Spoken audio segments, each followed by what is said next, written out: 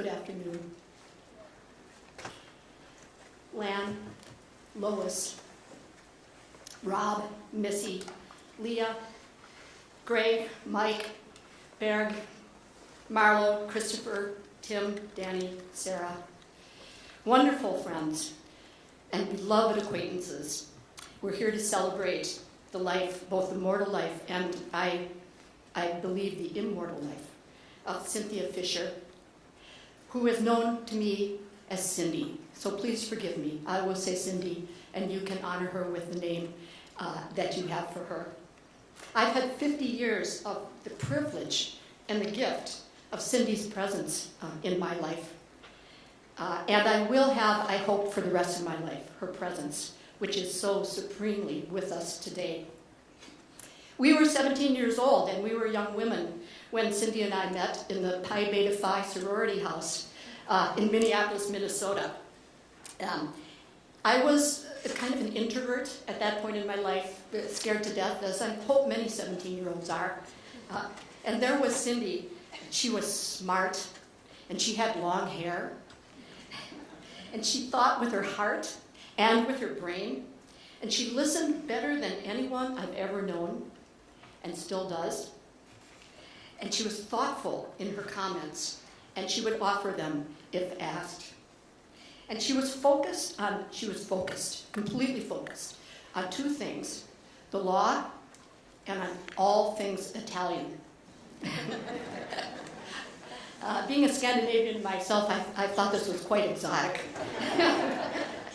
And we would spend many, many evenings together while Cindy was making one of her favorite dishes of the time, which she called ravioli di ricotta, just like that, ravioli di ricotta.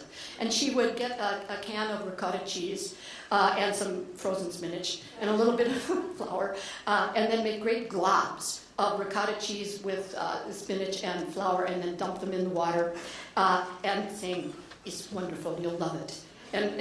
And while we would do that, she would regale me with thoughts about Italy and her Italian friends and her favorite movies, the Garden of the Finzi Continis. And we spent many, many evenings sharing our likes and dislikes. I never won her over to Scandinavian food. I tried. And then over the 50 years' time, we still would cook together over great skillets of risotto, which she would love to stir and have us taste the aromatics. We would talk about Lavazza and Fendi and Pirelli and so many of her wonderful clients and their work. And she glowed. All things Italian, she glowed. And so I thought, well, I have 5 minutes to speak, and they promised to get the hook if I go over it. But I realized that in 5 minutes or 5 hours or 5 weeks or 5 months or 5 years, there's just not enough time to celebrate all the things that, I'll say Cynthia this time, was in my life, and I'm sure in yours too. So I thought I would focus on some of the overarching and unerring qualities about Cindy that are dear to my heart, dear to my life, dear to my family, and dear to my being, and if you'll excuse me, I think dear to our being in this room today. First, generosity. These are in no particular order, except that generosity really is first. I've never met, besides St. Bridget of the Gale, who I've never met, I've never met a person more generous than Cindy.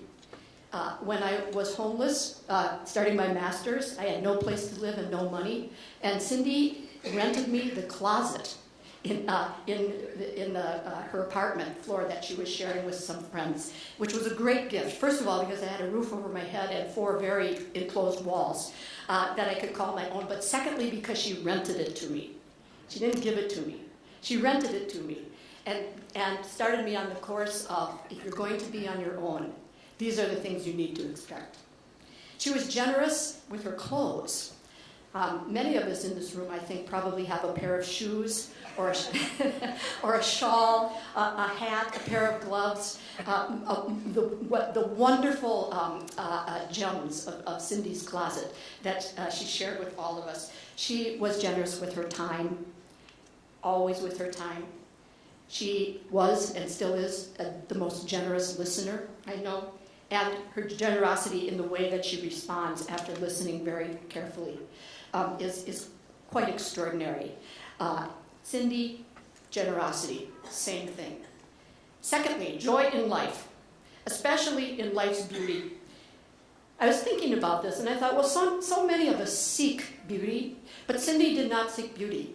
She saw beauty in everything, and she celebrated it in everything, everything, in people, in photography. Many of you know that she is a photographer. I have many of her photographs, especially photographs of gates and fences, that I have on my walls, and they take me into the years and across the millenniums of the generosity and joy that is available to all of us in life. She loved the human form and especially celebrated the capacity for the human form to express itself in some of our most essential human emotions through the art form of dance, as you've just seen with Jackie Puglisi's beautiful Requiem, one of Cindy's favorite pieces. She saw joy in life in books, all kinds of books. Law, books which I don't find joy in, literature, and even those crazy mysteries that she read every single night, a mystery, as part of her enjoyment of our human capacity to use our brains to form sentences, which when reading back to ourselves, we understand more about what it is like to be alive.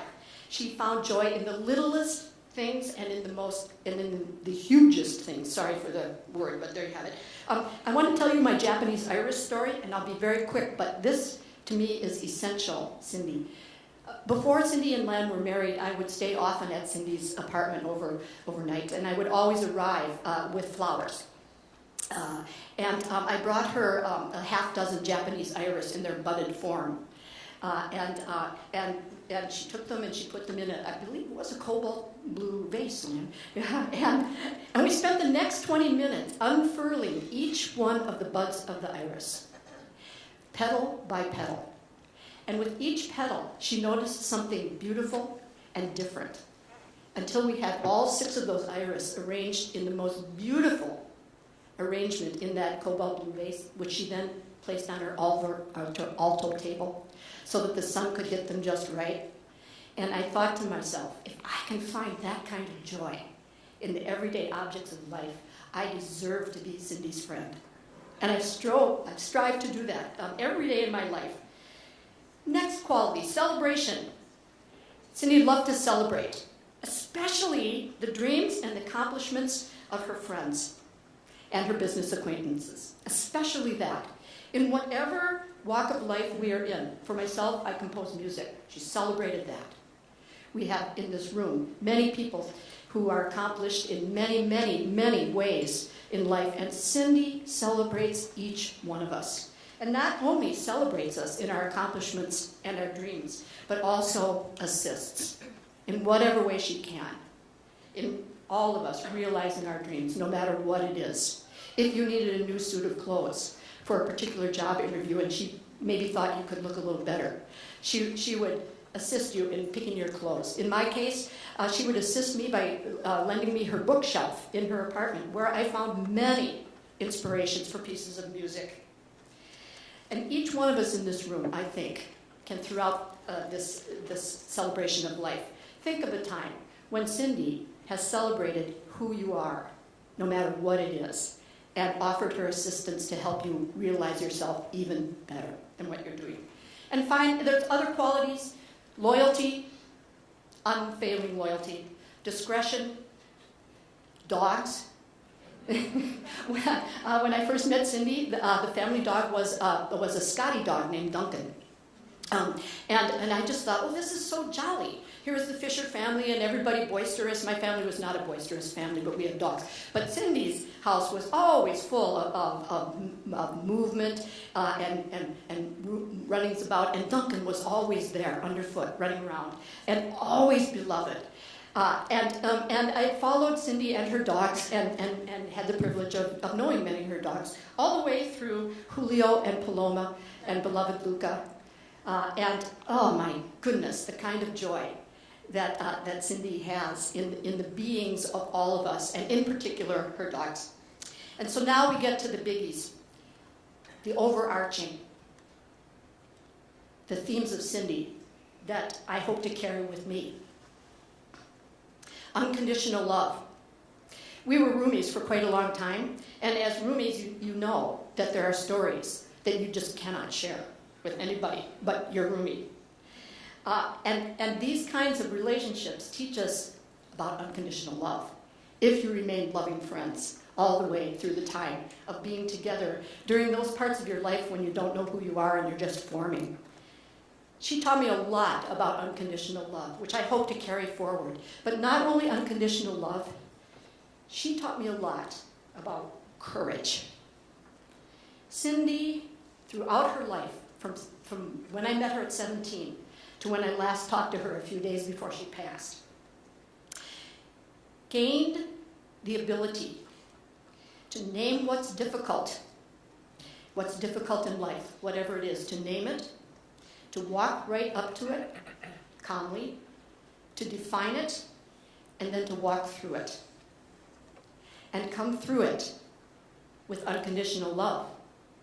That's an extraordinary, extraordinary way to live a life, and that's a life that I hope I continue to live, having had Cindy in my life mortally and now in my life immortally. She is a person who has always led, not by promotion, but by attraction. What Cindy does, how she acts, how she approaches things, how she treats each one of us, attracts me at least to want to bask in her energy and her unconditional love for the rest of my life. Thank you very much.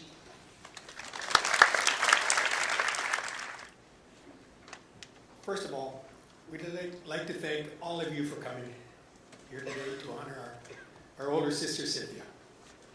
You are all reminders of the great passions in her life, her work as a lawyer and her clients, the arts, especially dance and dancers, Italy and all things Italian, this great city of New York, her travels, her husband and family, and her dear friends. The majority of you know Cynthia from her time here in New York, and you have your own vivid memories and stories of your time with her. But we'd like to share with you a bit about her time growing up in Minnesota, when she was simply our big sister, Cindy. As Libby pointed out, Cindy was an avid reader from an early age and remained so her entire life. As a child, she had to be asked to put her book away at the dinner table, almost on a weekly basis. I thought she was from a different planet. She shared this passion with my children, buying a membership in a book club for them. We would get 2 paperbacks and 1 hardcover every few weeks. After my 3rd child, I had to call Cindy and ask her to stop the subscription as we were running out of room for all of the books. She loved finding old editions of children's books to give as baby gifts, and for many years bought romance novels for our grandmother while she lived in a nursing home. That was Cindy. Cindy's sense of civic duty started at a young age as well. She must have been around 10 or 11 when she organized a 4th of July program for the neighborhood. I was enlisted to be the fife player with the wounded leg in the part of the fife and flag and drum trio. We walked, I limped, the length of Sunny Slope Lane, the length of 3 houses. The parade lasted about a minute and a half. To the end of the cul-de-sac, where we assembled for the short ceremony honoring the birth of our nation. Cindy, of course, was the keynote speaker. I can't say I remember what she said that day. I'm pretty sure I was focused on the cookies and the Kool-Aid that were waiting to be had. But you get an idea of the type of kid she was and what kind of adult she would become. She was always an excellent student. Really tough to follow her. She was involved in student government, serving as president of the student council in senior high school. She was active in clubs, spent a summer in Germany as an exchange student, and shared her room when we hosted an exchange student from Italy her senior year in high school. She majored in Italian as an undergrad at the University of Minnesota, worked part-time jobs as a cook at a nursing home and on the floor of a hardware store, and was determined to go to law school. In hindsight, a career in law was also evident early on. I have here in my hand what I believe to be the very first legal document, the first contract that she ever executed, sometime around the beginning of the Kennedy administration. It reads, "I, Robbie Fisher, promise," underlined, "to let Cindy use my cat, Blackberry, on Halloween with Lori and without a bribe, and even if we get into a big fight," underlined. It is signed Robert Fisher and is witnessed by Cindy Fisher and R.F. Fisher, our father. Oh, that's great. Cindy loved to travel. She loved to shop. She fully accepted and further developed the shopping gene in our family and loved giving gifts from her various trips. She was a generous soul who opened her home to one and all. I honestly think we could fill this auditorium with the people that have stayed at her place over the years. Her apartment in New York was the destination for family and friends alike for over 40 years. Outside of my parents, Cindy was my first mentor, my first shining example, and my first champion.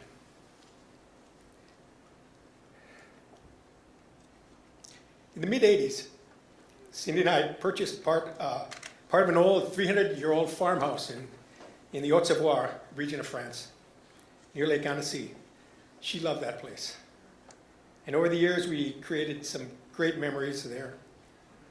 Not your typical Minnesota lake home, but Cindy was crazy enough to be my partner in this endeavor, and loving enough, and caring enough, kind enough,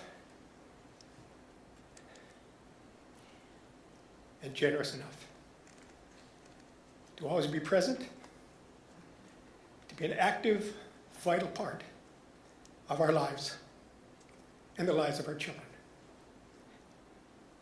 She mattered, personally and professionally. She made a difference. And on behalf of our mother, Lois, who dearly wishes she could be with us today and sends her love and support, and on behalf of our younger sister, Leah, we want to thank you, Lan, and all of you, because Cindy knew she was loved every single day she was with us. Thank you. Thank you very much.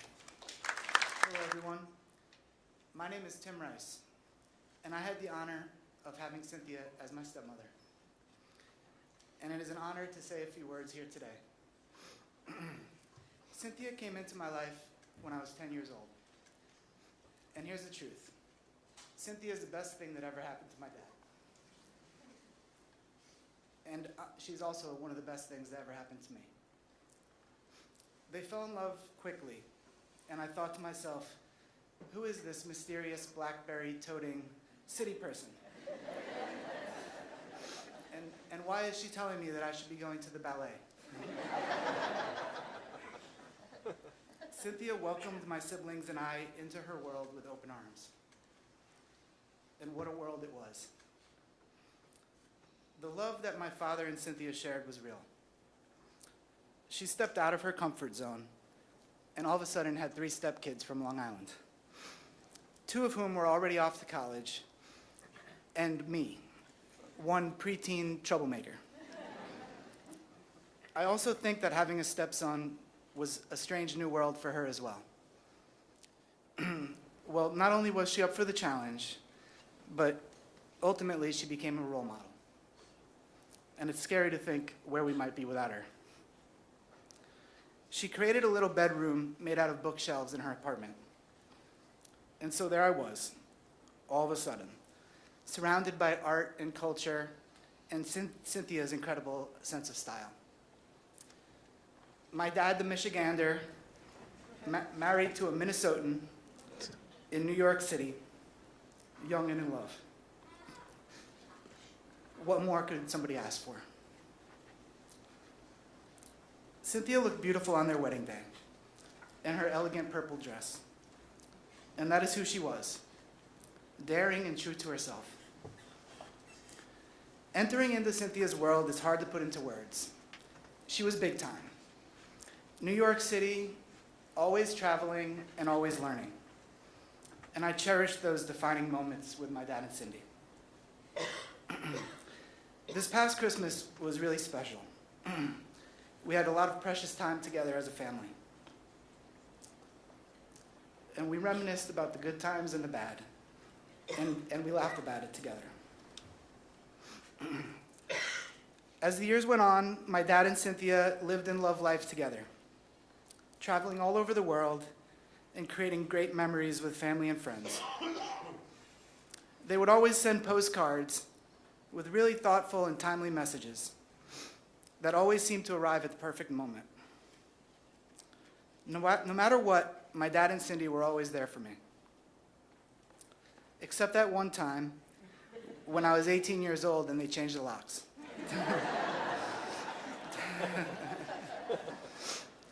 But that is who Cynthia was. And she gave me tough love, and in the end, that's what makes all the difference. Cynthia taught us the meaning of giving back. She supported the arts, and her work made a difference in the lives of many. As many of you know, watching Cindy work was a thing of beauty. She would speak in Italian, covered in paperwork, with a mini schnauzer in her lap, and a coffee in her hand, and that was a typical Saturday morning.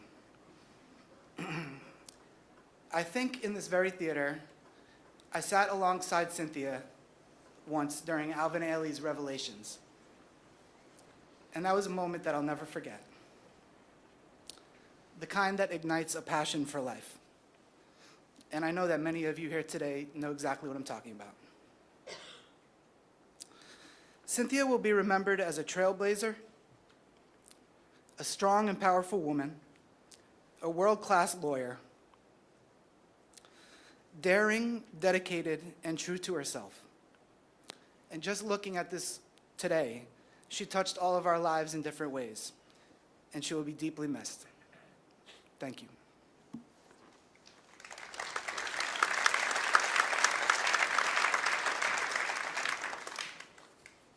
Good afternoon. My name is Marlo, and I'm Cynthia Fischer's niece. Cynthia, to me, or Aunt Cindy, started off as a whimsical figure in life, one who lived this big life out in New York City, something that a little girl in a close-knit Minnesotan community could really only dream of. But Cindy, she taught me how to make my dreams a reality. She guided me as a mentor when choosing a degree, then a career path, preparing me for applications, interviews, first days on the job. She was the forever teacher, showing me that the boundaries I saw weren't really boundaries at all, but fences to climb on over. Over the past 10 years, we grew even closer, and she became one of my closest confidants.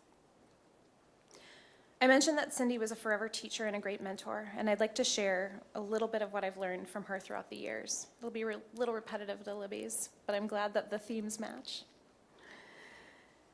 Cindy taught me that closeness is not a matter of the distance between you, but how often and what you share. We never lived in the same state, but continued to become closer with each passing year. I would call her to catch up when I needed work advice, or when I really needed advice on my love life. She was always there, listening and teaching me to be stronger than before. Cindy taught me that confidence, an unwavering understanding of who you are and what you're good at, is essential to living life. She was unapologetically confident, whether in her expertise at work, where to travel in Italy, or where to get the best macaroons in Manhattan. She taught me how to appreciate the uniqueness and beauty in the world, For me, this is represented by her French pottery and the furniture at her Long Island home. For many of you, it's probably how she chose pieces that made her stand out in the crowd. Cindy taught me that women are strong and accomplished. I remember going through her jewelry as a teenager, finding a women's rights pin. I was completely confused.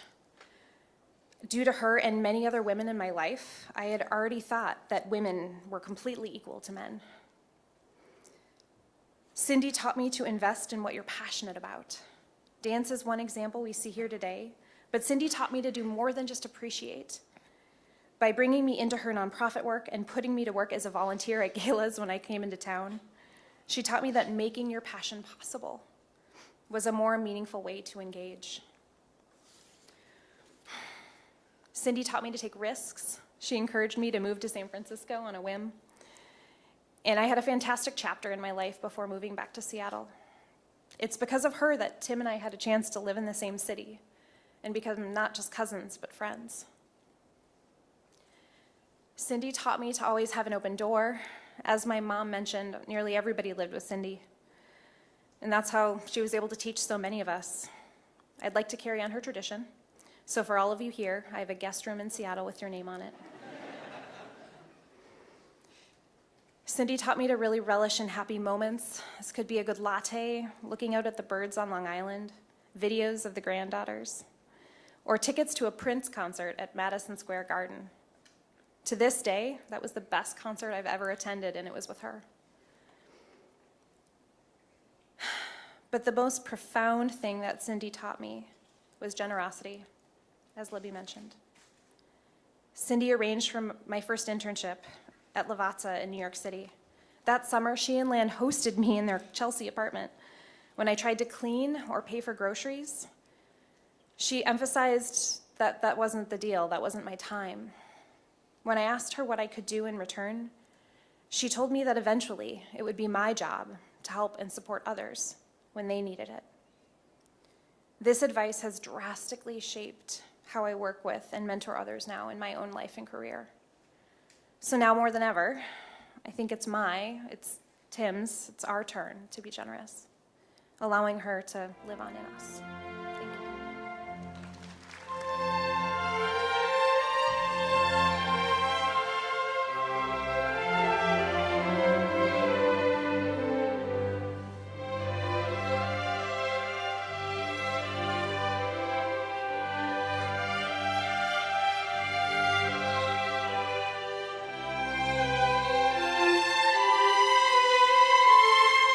Thank you.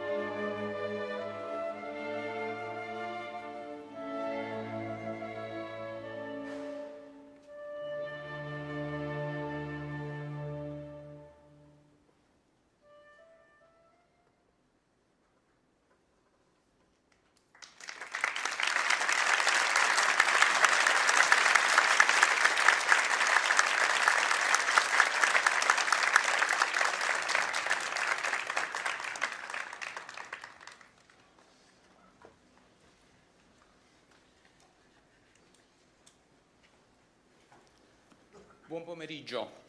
Good afternoon. I'm a lucky man. I always say that my lucky star sent my way many great women, each strong, intelligent, and powerful in their own distinct ways.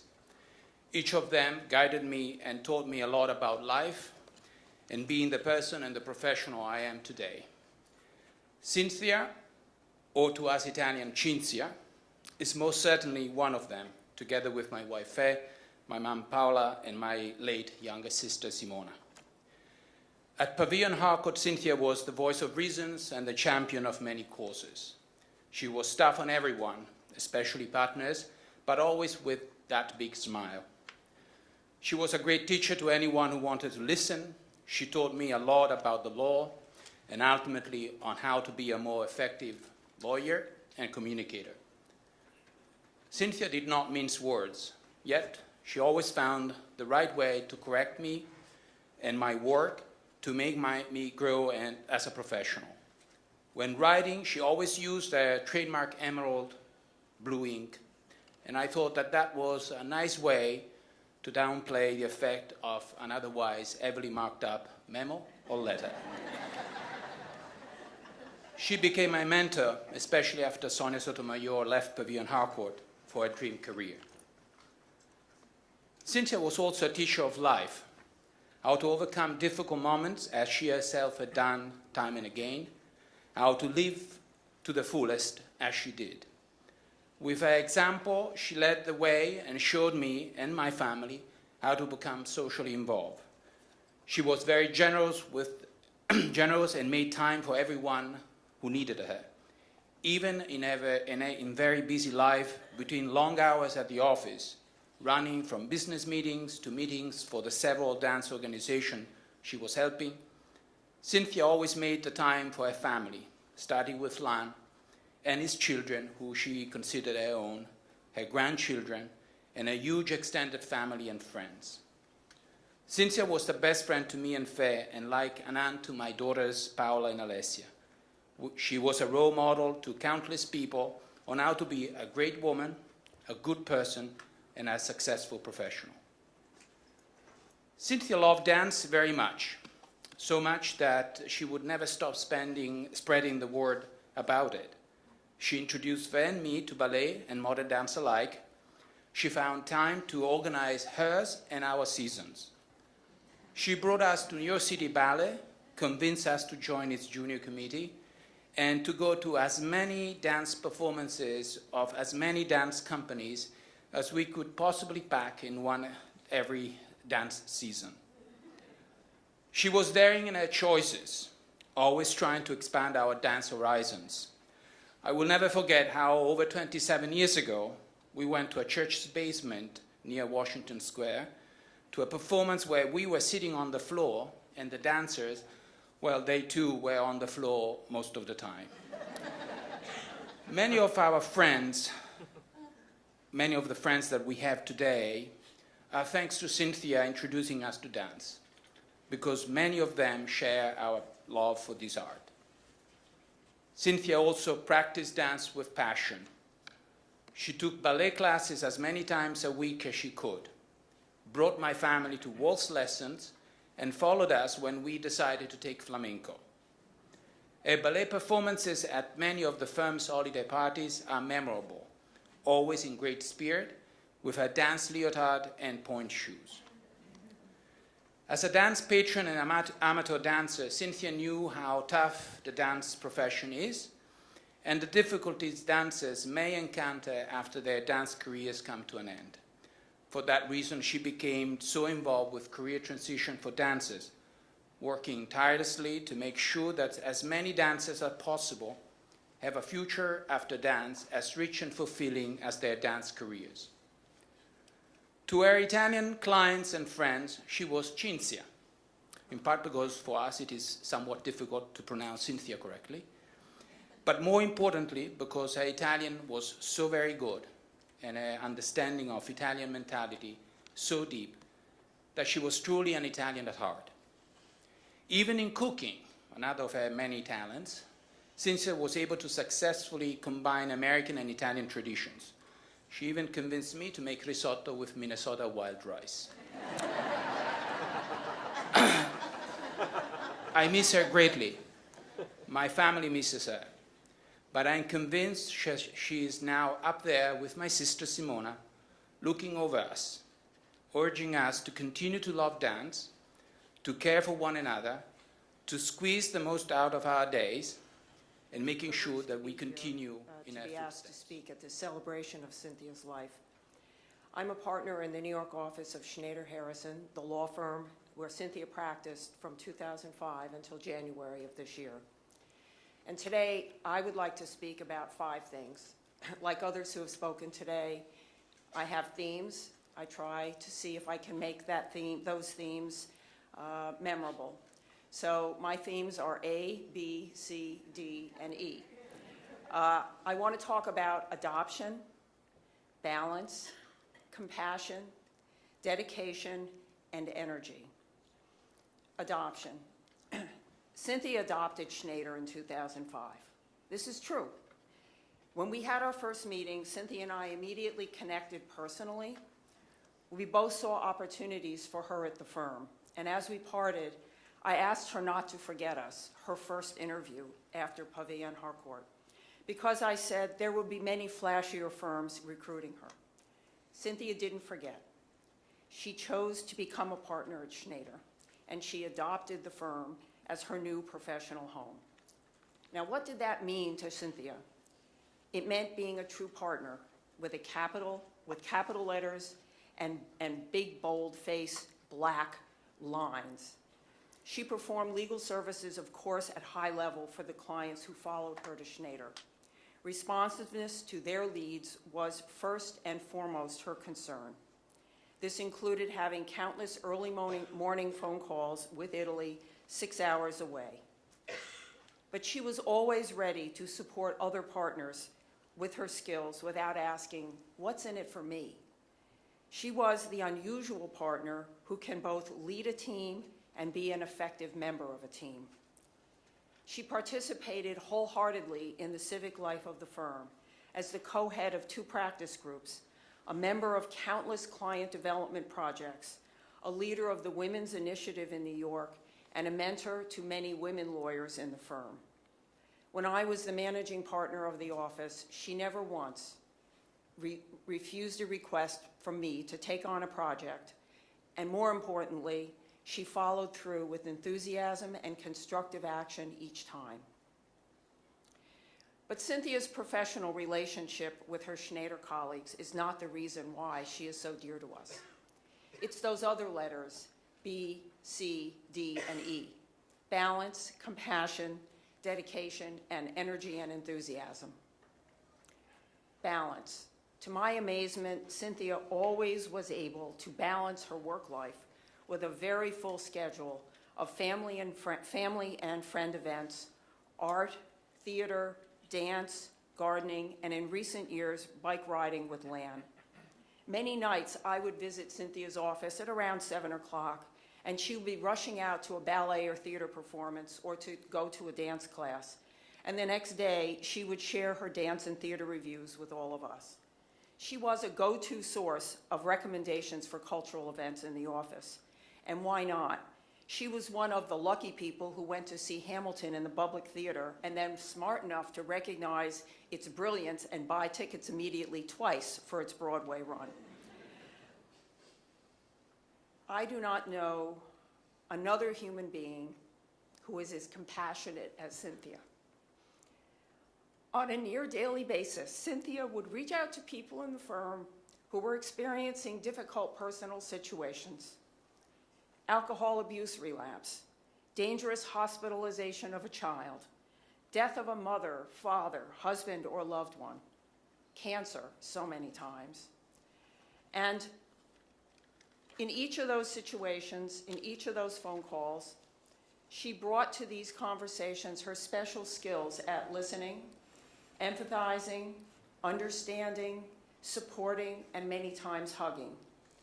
She was fearless in talking to people with heavy emotional burdens, especially those living with diseases or difficult conditions. And Cynthia's supporting visits or calls were not isolated. They continued until the crisis passed. After Cynthia passed away, I received calls from so many lawyers throughout the firm, not only the New York office, and from staff who shared with me how supportive and helpful she had been to them during their trying times. Compassion was Cynthia's special gift. But dedication was close to compassion. Cynthia did not do anything halfway. She was dedicated. Beyond doubt, Cynthia was dedicated to Lan and the family.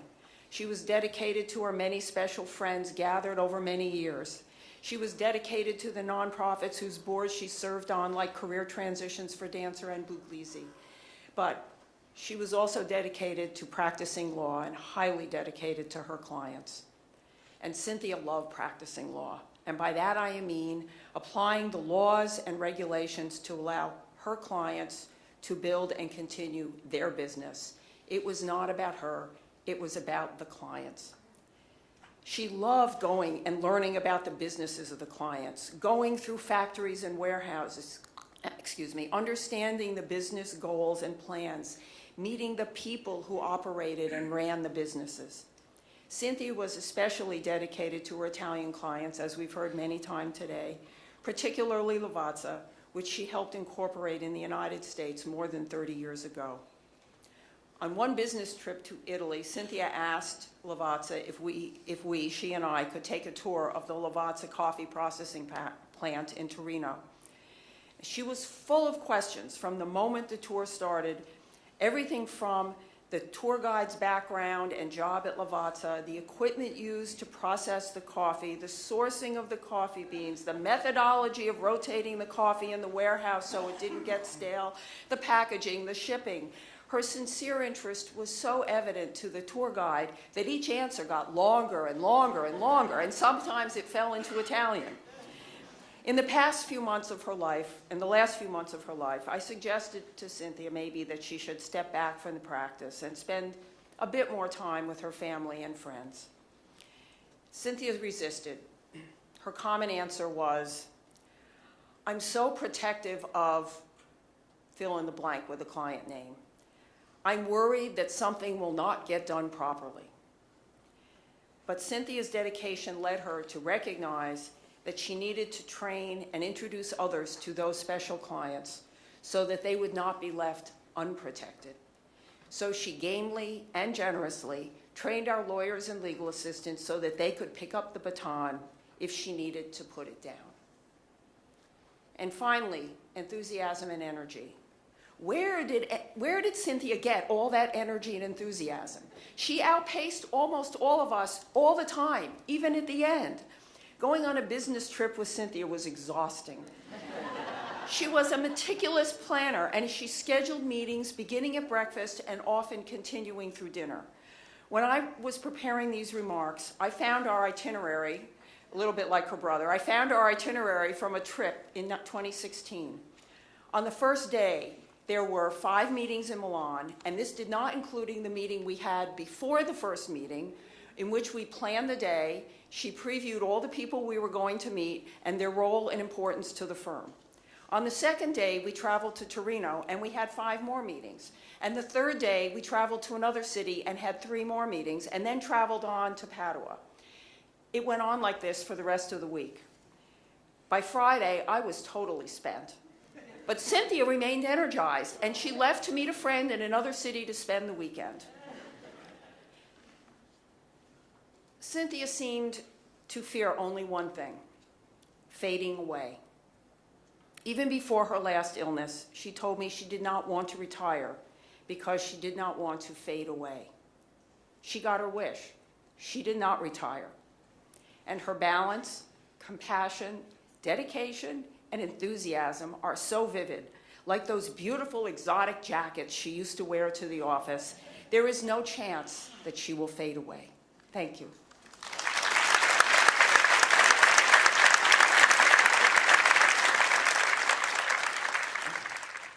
Good afternoon. My name is Joe Benincasa, and I manage the Actors Fund and Career Transition for Dancers. And before I start with my tribute to Cynthia, I would like to announce a program change. Desmond Richardson cannot perform, and in his stead are 2 beautiful dancers, Natia Kezivadze, and Turk Lewis Walters, who will be performed Dwight Roden's So Not a ... fill in the blanks, to music by George Frederick Handel. Cynthia was smart and compassionate, thoughtful, and lots of fun. She was pure class, so it's no wonder that she loved dance and that dancers loved her. I am so sorry that she is no longer with us, and like all of you, I am so proud of what she achieved in her life and for her dedication to career transition for dancers. When Cynthia and I were working with the New York State Attorney General regarding the merger of career transition with the Actors Fund, I asked her why she was so dedicated to dancers. She quoted Agnes DeMille, who had chaired the 1982 conference which paved the way for career transitions. Quote, "To dance is to be out of yourself, larger, more beautiful, more powerful. It is glory on earth." Cynthia then added, ever so quietly, that she had taken Agnes DeMille to heart. Cynthia recognized that dancers have a spark of divinity in them, and that those of us in the audience could, and I don't know how, but somehow get closer to God, or at least get well beyond ourselves through the dancers. That spirituality was perfectly complemented by Cynthia's practicality. We worked out what she believed would be a financially sound future for a career transition for dancers. Her concern was always about sustaining and growing services that would be best for the dancers. You know, to be creative means to be in love with life. You can be creative only if you love life enough that you want to enhance its beauty. You want to bring a little more music to it, a little more poetry to it, a little more dance to it. Cynthia was in love with dance. Lan, how best to celebrate your wife? Well, Cynthia's image will be displayed at the Actors Fund offices, recognizing her leadership. Her name will be engraved in granite in the roof garden atop our West 57th Street residence, where many dancers live. Most importantly, Cynthia will be remembered in thousands and thousands of scholarship grants and counseling sessions, which help dancers create successful second and even third careers. We know that this is what she cared most about. Cynthia, thank you for loving life, for recognizing that spark of divinity in dancers, and for your commitment to ensuring the future of career transition for dancers. Thank you.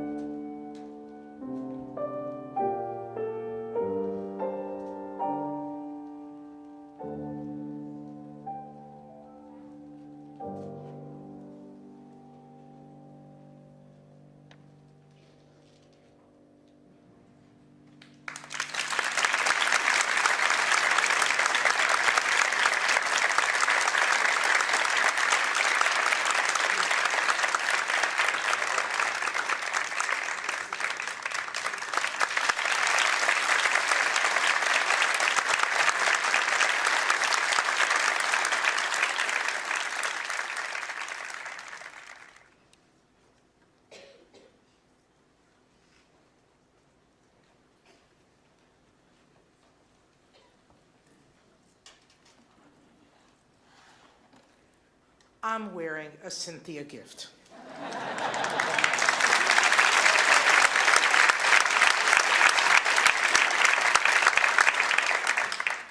It is hard for me to accept that Cynthia's gone. For more than 12 years, she fought an epic battle with cancer. True, many of us knew that these last 2 years, the cancer started resisting treatment. But none of us, not even Cynthia, could have anticipated how quickly it all happened in the end.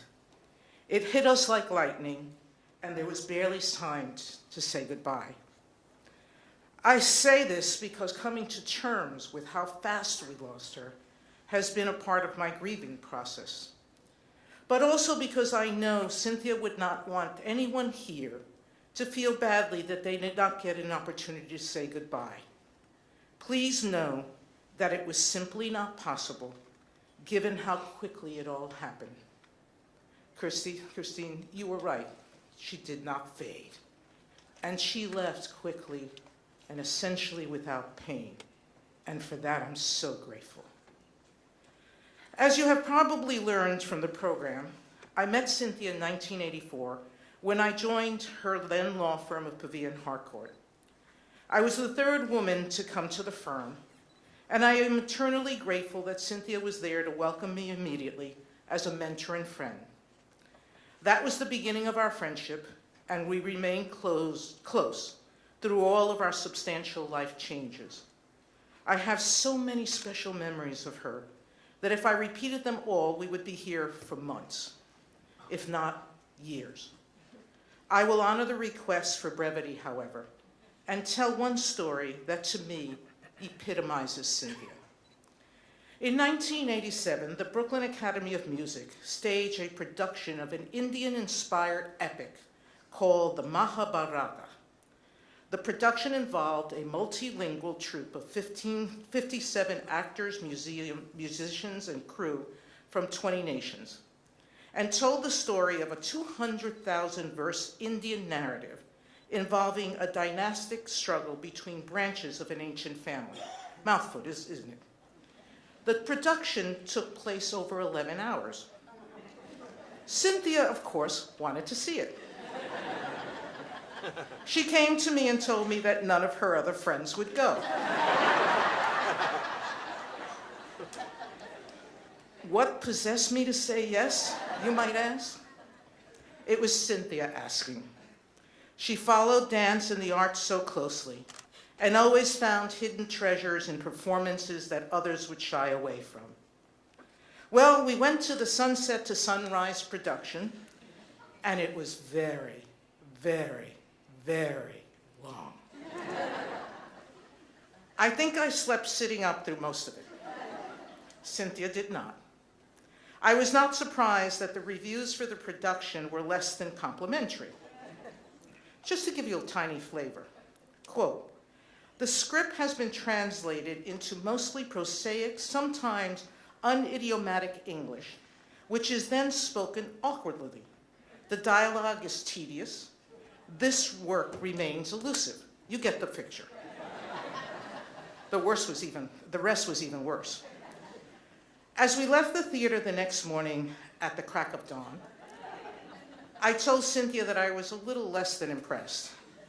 Her response was, "Well, yes, it was not as inspiring as I thought it might be.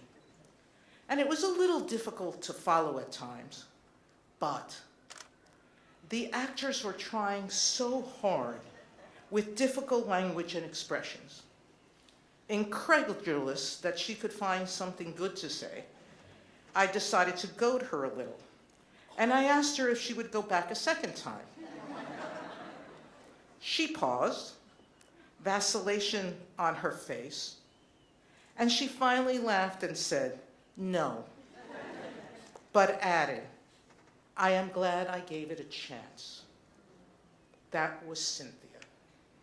You see, Cynthia saw the wonder in everything around her. I want to share with you a few lines from a poem that to me seems to capture how Cynthia went through life. Quote, "Pure beauty, benediction. You are all I gathered. From a life that was sometimes bitter and confused, wonder kept dazzling me, and I recall only wonder. So even after an 11-hour, awkward, sometimes chaotic play, Cynthia saw pure beauty in the actors' efforts, in their dancing, in the settings, and she recalled only wonder. Cynthia did the same with the people around her. Our friends saw only the good in each of us, no matter how difficult we were being. She could always see the reasons behind our actions and the burdens life had put on us, and helped us get through whatever it was that was troubling us. She had the same approach to her own life. She never let her troubles bring her down or distract her from the wonders of living. Instead, Cynthia created a plan of action and pursued a solution. That is how she battled cancer for 12 years. She followed her treatment plan while making sure that she was living her life fully, working devotedly, traveling extensively, and visiting often with family and friends. Cynthia also knew that the beauty in the world had to be treasured. Hence her fascination with finding different and striking pieces of art, articles of clothing, and dance performances. Like with the Mahabharata troupe, she believed that dancers had to be not just admired, but lauded always for their effort. Because she saw only the very best in us, Cynthia was the most loyal friend anyone could have. She stayed in active touch with legions of friends all over the world. And so many of you and others have shared stories on the online memorial site about a kindness Cynthia extended. Kindness was in her nature. For instance, Cynthia was the first among my friends to volunteer to call me every morning for a week to ensure I was okay after a health scare. She was also fully devoted to her family. Cynthia never stopped talking about her love for her mother, Lois, and never missed an opportunity, event, or moment in the lives of her siblings, Missy, Leah, and Rob, or in the lives of their kids, or in the lives of Lan's kids or grandchildren. And she treasured every moment spent with the great love of her life, Lan. I speak on behalf of so many in this room, Lan, when I thank you for being such an extraordinary husband, friend, and caretaker to Cynthia in all these years. May we all be blessed in life with a love that fills us so completely and is reciprocated so fully. Cynthia loved you above all else, Lan. Thank you for being in her life. My friend Cynthia loved you deeply, and I know she is watching over you and is so proud and grateful for the patience and kindness you have shown to all her friends, helping us through our grief, even as you manage your own. In the end, the world has lost a special person, and all of us a precious friend. But she left so much good behind for us to remember and rejoice in. I know one important truth.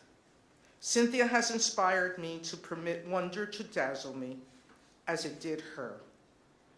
I try to remember to pause at the special moments in my life and do what Cynthia did, see the beauty around me, and walk away recalling only the wonder in the world. I am off to a very good start. A life shared with Cynthia is already one of the wonders that I will forever treasure in my heart. The memory of Cynthia is something we will all treasure. Cynthia, we love you.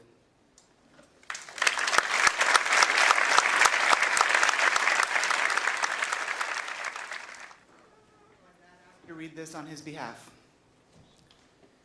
When we first began planning this event, someone asked me if Cynthia would have wanted something so elaborate. One of Cynthia's happiest moments was when she accepted the Tony Award with Career Transitions for Dancers, and another was when she was an honoree at the CTFD Gala. Cynthia loved the spotlight, and if she were here today, she would be positively incandescent. To all who are here today, the Rice family, the Fischer family, and especially my dad, thank you so very, very much for coming out to help us celebrate Cynthia's life. Your kindness and love has provided comfort. Thank you.